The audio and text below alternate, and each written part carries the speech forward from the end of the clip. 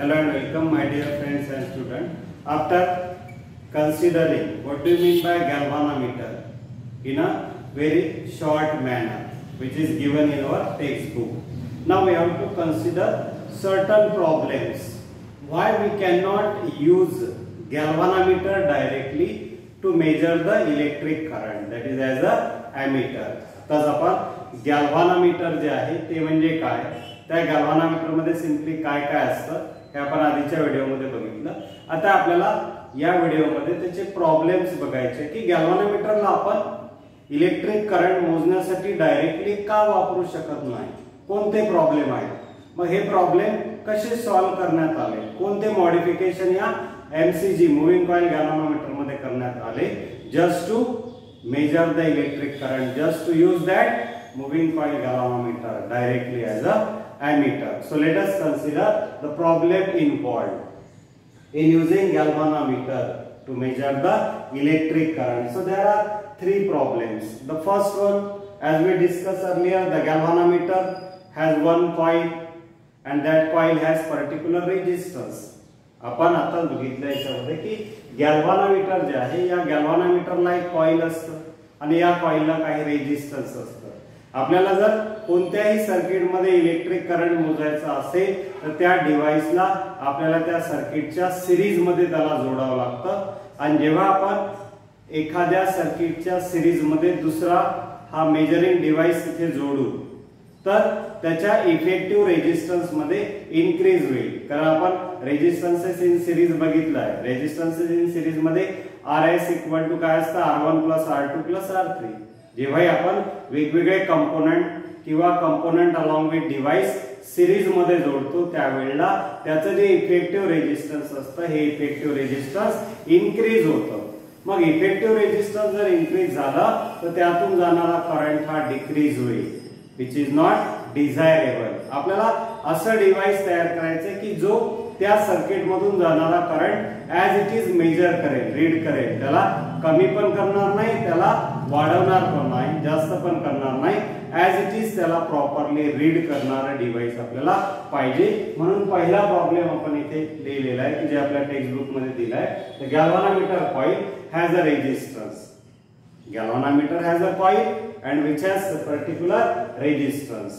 So when it is connected in series, जेव्हा आपण या galvanometerला सिरीज मध्ये जोडतो सर्किट सोबत त्यावेळेला त्या सर्किटचं टोटल रेजिस्टन्स काय होतं, इनक्रीज होतं. जसं आता समजा इथे एखादा आपल्याला एक सर्किट दिलेला आहे, या सर्किट मधून जाणारा करंट आपल्याला मोजायचा आहे. मग इथे जर मी आता हे गॅल्व्हनोमीटर कनेक्ट केलं तर या रेजिस्टरने ऑफर केलेलं अपोजिशन, या इंडक्टरने ऑफर केलेलं अपोजिशन आणि या गॅल्व्हनोमीटरचा रेजिस्टन्स या तिघांची इथे ऍडिशन होतं. कारण हे तिघे कसे जोडलेले आहेत, सिरीज मध्ये जोडलेले आहेत. त्यामुळे त्याचं टोटल रेजिस्टन्स जे आहे हे टोटल रेजिस्टन्स इनक्रीज होतं. कशाचं, सर्किटचं, की जे आपल्याला नको आहे. कारण रेजिस्टन्स इनक्रीज झाला तर त्यातून जो करंट आपल्याला मोजायचा आहे सर्किट मधून फ्लो होणारा तो डिक्रीज होईल. म्हणून पहिला पॉइंट आपण लिहिलेला आहे. The galvanometer coil has a resistance when it is connected in series with the circuit. The total resistance of the circuit increases and hence the current flowing through it, that is, decreases, which is not desirable. जे आपल्याला मोजायचा आहे current तो कमी व्हायला नको किंवा वाढायला नको, तो ऍज इट इज राहायला पाहिजे. म्हणून मग इथे आपण त्या गॅल्व्हनोमीटरला जेव्हा सर्किट मध्ये जोडू, सिरीज मध्ये त्याला जोडावं लागतं, तर त्या कॉइलचं रेजिस्टन्स असल्यामुळे इफेक्टिव्ह रेजिस्टन्स त्या सर्किटचं वाढतं, ज्यामुळे त्यातून जाणारा करंट हा कमी होतो. हा पहिला प्रॉब्लेम आहे. Second problem, a galvanometer gives the full scale deflection for very small value of current. आता आपण बघितलं की deflection produce in a galvanometer, deflection produce in a galvanometer coil is directly proportional to current flowing through it. मग आता ही जी coil असतं ही delicate coil असतं याच्यामध्ये, तर स्मॉल करंटला हा फुल स्केल डिफ्लेक्शन देऊन देतो. त्यामुळे आपण लार्ज करंटला या गॅल्व्हनोमीटरच्या सहाय्याने मोजू शकत नाही. समजा 10 मिली एंपियर करंटला जर याने फुल स्केल डिफ्लेक्शन देऊन दिलं की जे आपण पॉइंटरच्या सहाय्याने त्याचं डिफ्लेक्शन मोजतो, मग 10 मिली एंपियरला त्याने जर फुल स्केल डिफ्लेक्शन देऊन दिलं तर याच्या वरचा जो करंट आहे ग्रेटर दॅन 10 मिली एंपियर तो आपण मोजू शकणार नाही. It means we can measure the flow of electric current with the help of galvanometer only up to certain limiting value. After that we cannot measure the electric current.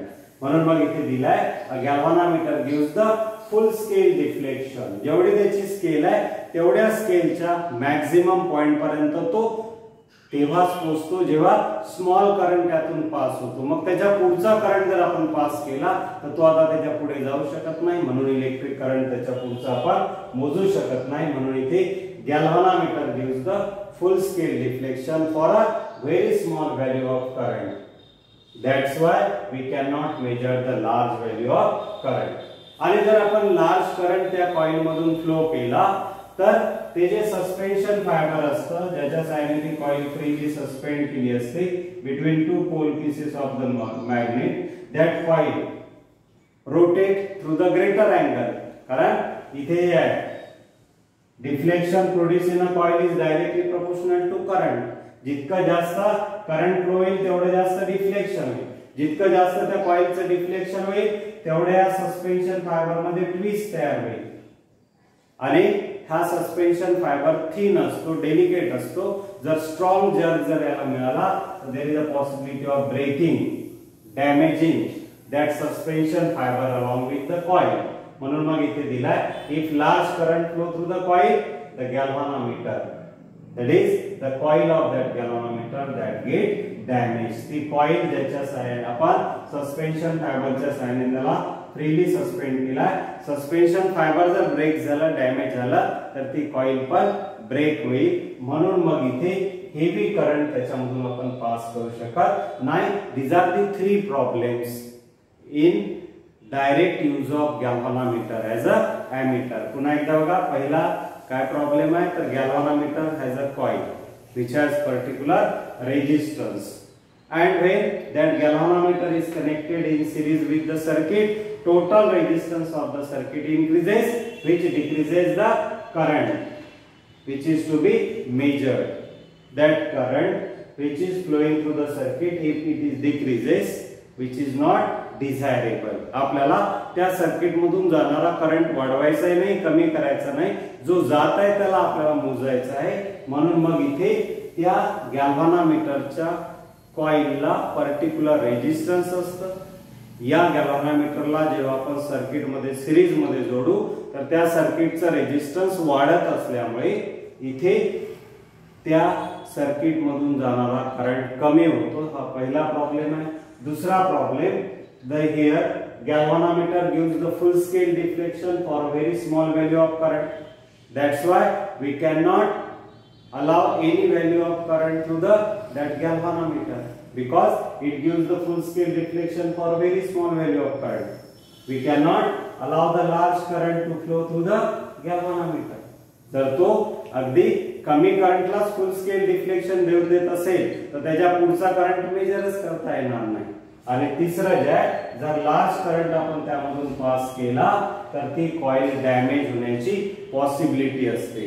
मग या तिघांना आपल्याला जर ओव्हरकम करायचं असेल, if you want to overcome this problem and use galvanometer directly as a ammeter, which are the necessary modification.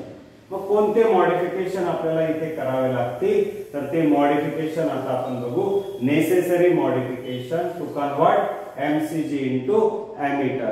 Moving coil गॅल्व्हनोमीटरला जर आपल्याला एमीटर म्हणून डायरेक्टली वापरायचं असेल तर आता गॅल्व्हनोमीटर सोबत आपण काय मॉडिफिकेशन केले पाहिजे. तर सगळ्यात पहिले काय प्रॉब्लेम आहे तर रेजिस्टन्सचा प्रॉब्लेम आहे. त्या कॉइलला रेजिस्टन्स असते, मग इफेक्टिव्ह रेजिस्टन्स आपल्याला कमी करावा लागेल. म्हणून पहिलं मॉडिफिकेशन जे आहे, its effective resistance that must be decrease.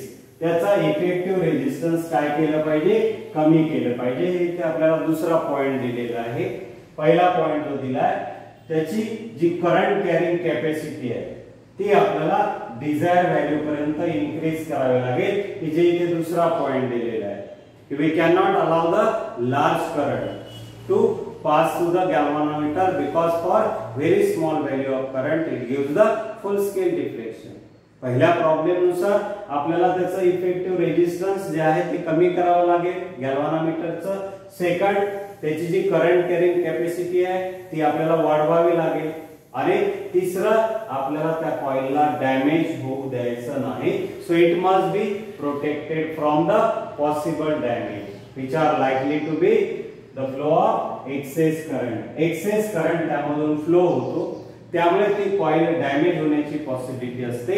म्हणजे आपल्याला इथे 3 मॉडिफिकेशन करावे लागतील. First of all you have to increase the current carrying capacity up to the desired value. आपल्याला त्या गॅल्व्हानोमीटरची करंट कॅरिंग कॅपॅसिटी जी आहे ती इन्क्रीज करावी लागेल. सेकंडली जे आहे आपल्याला त्या गॅल्व्हानोमीटरचा इफेक्टिव्ह रेजिस्टन्स कमी करावा लागेल. बघा, करंट कॅरिंग कॅपॅसिटी इन्क्रीज करायची, त्या गॅल्व्हानोमीटरचा इफेक्टिव्ह रेजिस्टन्स डिक्रीज करायचं. Its effective resistance that must be decrease. आणि तिसरा जे आहे it must be protected from possible damage. त्या कॉइलला डॅमेज पासून आपल्याला वाचवायचं आहे which are likely to be the flow of excess current. मग हे आपण कसं करतो, तर इथे just by connecting a low value resistance in parallel with the moving coil galvanometer. या moving coil galvanometer च्या पॅरलल मध्ये एक लो व्हॅल्यू रेजिस्टन्स आपल्याला कनेक्ट करावा लागतं. तो लो व्हॅल्यू रेजिस्टन्स म्हणजे शंट रेजिस्टन्स म्हणतात त्याला, कारण आपण त्याला पॅरलली जोडतो. मग या शंट रेजिस्टन्स जोडल्यामुळे हे प्रॉब्लेम कसे सॉल्व्ह होतात हे conversion of MCG into ammeter मध्ये आपल्याला स्टडी करायचं आहे. तर इथे जस्ट आपण काय करतो, 2 मॉडिफिकेशन करतो. एक म्हणजे by connecting low value resistance in parallel with the moving coil galvanometer. आणि इथे जे आपल्याला करंटचं मेजरमेंट मिळतं ते डायरेक्टली मिळत नाही, तर डिफ्लेक्शनच्या फॉर्म मध्ये मिळतं. तर आपल्याला कॅलिब्रेशन करावं लागेल, conversion of scale of MCG to the scale of ammeter. म्हणून 2 मॉडिफिकेशन लक्षात ठेवा. पहिलं modification, you have to connect a low value resistance in parallel with the moving coil galvanometer so that its effective resistance decreases. बघूया आपण त्याचं काय function असतं त्या शंट रेजिस्टन्सचं आणि तो कसा त्या मूव्हिंग कॉइल गॅल्व्हानोमीटरचं रेजिस्टन्स कमी करतं. आणि दुसरं जे आहे the scale of MCG that should be here converted into the scale of ammeter so that we can be directly measure, we can directly read the value of electric current which is flowing through the circuit. असे हे problems आहेत. गॅल्व्हानोमीटरला directly आपण ammeter म्हणून का वापरू शकत नाही. आणि मग कोणते मॉडिफिकेशन करायचे, तर प्रॉब्लेम सॉल्व्ह करण्यासाठीच मॉडिफिकेशन करावे लागतील. आपल्याला त्या गॅल्व्हानोमीटरचं रेजिस्टन्स म्हणजेच त्या सर्किटचा रेजिस्टन्स कमी करायचा आहे. मग कमी करण्यासाठी आपण काय करतो, तर पहिलं आपण इथे मॉडिफिकेशन नेसेसरी काय, तर it's effective resistance that must be decrease. त्यानंतर आपल्याला हेवी करंट त्यातून पाठवता येत नाही, मग त्याची करंट कॅरिंग कॅपॅसिटी वाढवावी लागेल. तो पॉइंट लिहिलेला आहे, its effective current capacity that must be increase. त्यानंतर त्याला आपल्याला त्या कॉइलला डॅमेज होण्यापासून वाचवावं लागेल. So it must be protected from possible damage which are likely to be the flow of excess current. मग त्या कॉइलला तो कसं डॅमेज होण्यापासून वाचवतो, तर एक्सेस करंट जर त्यातून फ्लो होऊच दिला नाही तर ती कॉइल डॅमेज होणार नाही. असे हे महत्त्वाचे पॉइंट्स आहेत. Problem involved in using the galvanometer directly to measure as a electric current, that is the ammeter. त्यानंतर मग हे प्रॉब्लेम कसे सोडवतात, that is necessary modification to convert MCG into ammeter. मग कोणते प्रॉब्लेम आपण 3 मॉडिफिकेशन केले. तर पहिले its effective current carrying capacity that must be increase to desired value. Second its effective resistance that must be decrease. And third one, it must be protect from the possible damage of the coil which are likely to be the flow of excess current. आणि हे सगळं आपण कसं करू शकतो तर just by connecting a low value resistance in parallel with the moving coil galvanometer. Low value रेजिस्टन्सला moving coil गॅल्व्हॅनोमीटरच्या पॅरलली कनेक्ट करून आपण त्याचं रेजिस्टन्स कमी करू शकतो, त्याची करंट कॅरिंग कॅपॅसिटी आपण वाढवू शकतो आणि त्या कॉइलला डॅमेज होण्यापासून आपण प्रोटेक्ट करू शकतो. दोन मॉडिफिकेशन आहे ऍक्च्युअली. एक म्हणजे इथे आपण या मुव्हिंग कॉइल गॅल्व्हॅनोमीटरच्या पॅरलली एक लो व्हॅल्यू रेजिस्टन्स जोडतो आणि डायरेक्टली करंट रीड करता यावा याकरता स्केलचं कन्व्हर्शन केलं जातं. Conversion of scale of MCG into the scale of ammeter. So this is how we can overcome this problem to use galvanometer directly as a ammeter. Now we have to consider in next video, that is how moving coil galvanometer is converted into the ammeter. We have to find out the necessary formula also.